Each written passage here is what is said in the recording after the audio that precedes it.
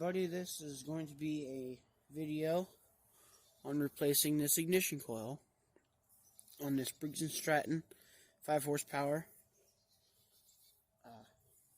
horizontal shaft engine.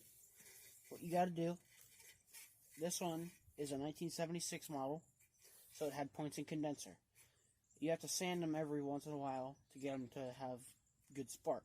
So what I'm going to do, since my coil was still good, but I didn't want to have to take the flywheel off and sand on the points, and that was like a give or take on whether it would work, I just got this replacement coil from HIPA, and it's the coil that replaces the Briggs and Stratton number 397358, 39491, and 697037. So this is how to install this ignition coil. What you do first is you take off this cover here. And this is the blower shroud, you know. It's got the recoil starter in it. It's got 3 bolts. Depending on your model, it might have 2 up here. It's got 1 down here, 1 or 2 up here, and then 1 on this side. On this rototiller, it's really hard to get to, so I just I have this off already. Just make it easier for filming. What you do, you take 2 screws out, and if these are all corroded, all you have to do is take some sandpaper and rough that up to get your new coil. There's a right way and a wrong way to put these on. This one here says cylinder side and this side out.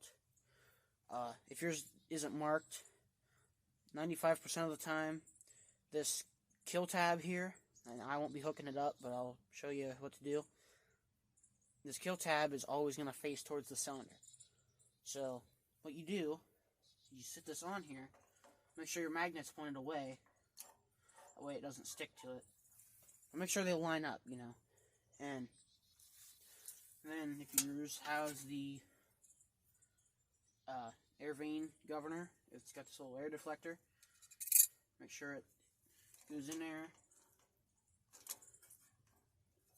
put it in there, get in there a little bit, get a bolt in, and just snug these down. Pull the coil up all the way as far as it'll go. I'll show you here in a second what you'll do.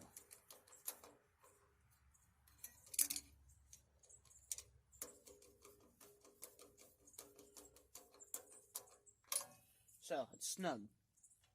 Now, you can reroute this up through here, you know, wherever. But to get this gapped properly, what you're going to want to do, you want to have a business card, just a standard business card. Should work. Take it up by your magnets. See it? Slide your business card in the gap.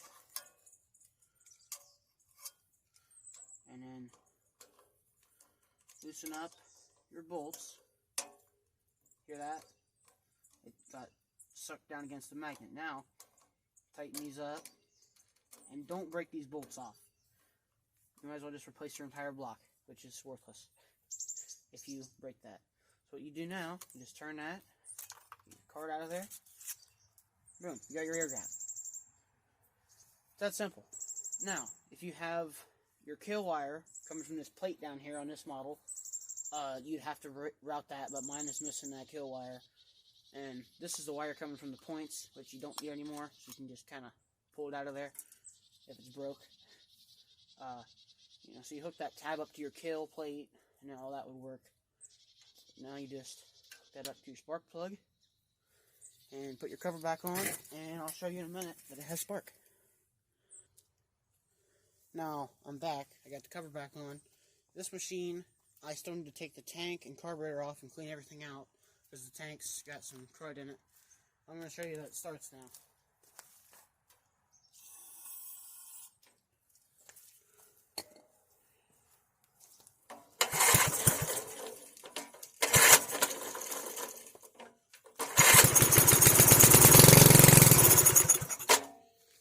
that right there shows you that it's got spark.